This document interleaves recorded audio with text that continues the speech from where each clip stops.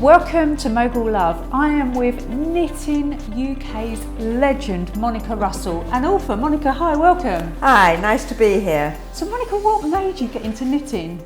Well, I've always knitted, but I've knitted for pleasure, not run a business. And 10 years ago, my life circumstances changed and I thought, what can I do? And I thought, I could design. So I started designing and I was very lucky. It went from there. It's grown from there. And I know we've spoken and we've talked about it. And I love the fact that you said, like, you run a knitting club, but it's not about the knitting, so to speak. So everyone joins in, but it's like they can just talk and not actually forget their problems and like while you're knitting. Is that what sort of happens in your clubs? Well, it's a mixture of a club and being taught. So they're there to gain skills. Yes. But the idea is that they are relaxed and they're interacting with other people within the group, and they're all from all walks of life, and because they're relaxed enough to talk, they can express any worries and concerns. And obviously in the past year there have been plenty of them, but it's actually a class to learn skills. But could you take on, right, and I'm gonna admit this to you, I started when I was 7 and I put the needles down because I am not good. So what about if you're a beginner? Is there advice, can you start from scratch? I think you can start from scratch, but actually I wouldn't teach people till they were 10. I think one of the problems of teaching people too young is they don't get a sense of achievement. And if you don't get a sense of achievement, then you're not going to enjoy what you're doing. Oh, that's interesting, because I was really trying and I really wasn't very good, to be honest, Monica. And I think it's too young. I've actually been asked to teach younger children and I've said no. I think you need to be old enough because one of the ways one learns, unfortunately, is through one's mistakes. Yes. And actually what people want is, I finished something, getting a sense of pride in what they're doing. Yeah. So, and it's not for everybody, just like any sort of craft or sport, some people want to do it, other people don't. So it's entirely up to individuals. And I still can't believe you come in with your beautiful top and you made it. I'm like, wow, that's like amazing. I can't believe it. And this, I have to show everyone, like, I can't believe you made that, Monica. It's like, there's so much detail. Like, if someone like me, a beginner, is that something I could ever achieve? Well, at the moment I'm running a Fair Isle class with a community learning partnership. Yeah. So some of them have come in at fairly basic knitting, and all of them, week 5, are doing Fair Isle.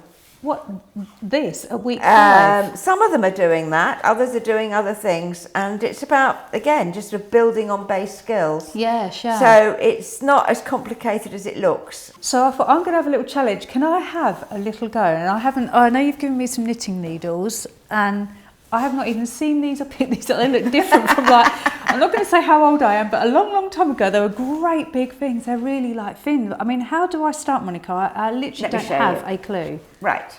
So, as with everything else, there are lots of different ways to what's called casting on. And casting on means you're putting stitches on a needle. So I'm going to show you a simple way. So you make a slip knot and then you put it on your needle. And then, so you've got your needle near the top of your left. Are you right-handed or left-handed? Right-handed, yeah. I can remember. What hand am I? Yeah, right-handed. Okay, so you put your right needle in, and you take your yarn round between the 2 needles, take it through, and put it on. So you put your needle in, you take your yarn around between the needles, bring it through, and put it on, and that's called casting on. You have a go. Oh goodness, she's literally put the finger into me. Like, you make it look really easy, as you say, but I suppose, like, hopefully there's a lot of people out there who've like already had a go. But so I'll put it in. Take your yarn. Yeah. So pick up the long yarn. Long yarn. Yeah. Take it round the needle. Round that one. Yeah. That one. That one. Right. Sorry. Yeah. Take it back through the loop. Back through. You've now got this one caught in with it. We don't want that one. We should have done, here's what I've done earlier, because I'm really not good at this. Okay. Take it back through. Back through. And then put it on the needle.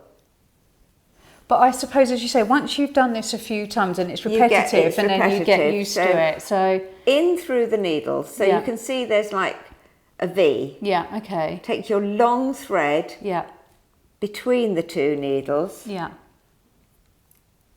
And up and through and on. Right, okay. And you can sort of do it as a little tune. Yeah. A tune? Well, you can what do you do? Knit one, purl. That's what my nan used to say. Knit one, purl one. Yes, but we're not at that. We just need to do the knitting first. So yeah. So oh my goodness, I'm so sorry. Needle in. Needle in there. Yeah. Right. Take your yarn. You don't want this bit. Yeah. Sorry. I'm probably the worst person to ever demonstrate. So I apologise. So round. That needle. That needle. Yeah. Bring it back through. Yeah. Okay, and then I put that.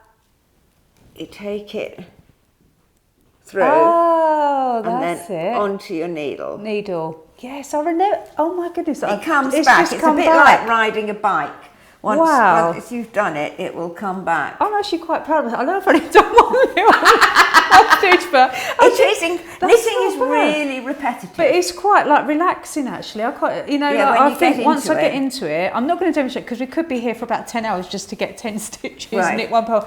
But that's like, it is really relaxing, and I love that I could actually potentially make something like this. I'm not going to give myself that challenge because I think you need to. I think I need quite a few lessons. Do some basic work first. Yeah, that's great. So if you like a new beginner, or if you want to get a kit, so. On Mogul Love they can get a kit, and has it got everything in there that you can use to... I don't supply knitting needles because I find that most people have got knitting needles. Right, okay. So if people want knitting needles, they're very easy to get. Easy to get. So is there like a certain pattern, one? Yeah. And they would get the yarn. Okay. And if it was something like the snood, they would get a chart. Yes. That shows it. Well, in fact, I can show you a chart. So you'd get a chart. You'd get a chart. Oh, okay, yeah. No, obviously that's not for that, but you can get the right chart so that you can follow. And you can follow it with all the colours. Yes. Oh, okay, okay. Yes. Oh, that's interesting. So then they've got the kit, they've got it all, and then they can just tune in to you. You teach everyone in a group. And I think I was going to say like a glass of wine, but I think I probably have to do a cup of tea because it's going to take me a while to pick this up. I've had people with wine, but they're not doing the kit-in class. What they tend to do is do the skills, so they can buy a kit and practice the skills and go away and do them. Yeah, yeah. Oh, that sounds fun. a range of kits. So from beginners to the more advanced knitters, and from very small projects. Yes. To much bigger projects. So something like the dress would be a big project. Yes, yeah. Something like that is a relatively small project. But then I've got something called a beginner's snood, which is if you are just starting, that's what you can go with. What I'm going to say to my family is, you never know, this Christmas you could get a nice new scarf. So if you want to join our classes with Monica, click on the link and we can send you all the information. But I think it would be really good fun, glass of wine, and as you say, it's nice and relaxing, you don't have to think. And we all love a chat, us women, don't we? I mean, I won't stop talking probably, Monica, you're going to be telling me off. But no, thank you so much, Monica. I really enjoyed it, and it's really, really good fun and relaxing. So yeah, thank you. Pleasure.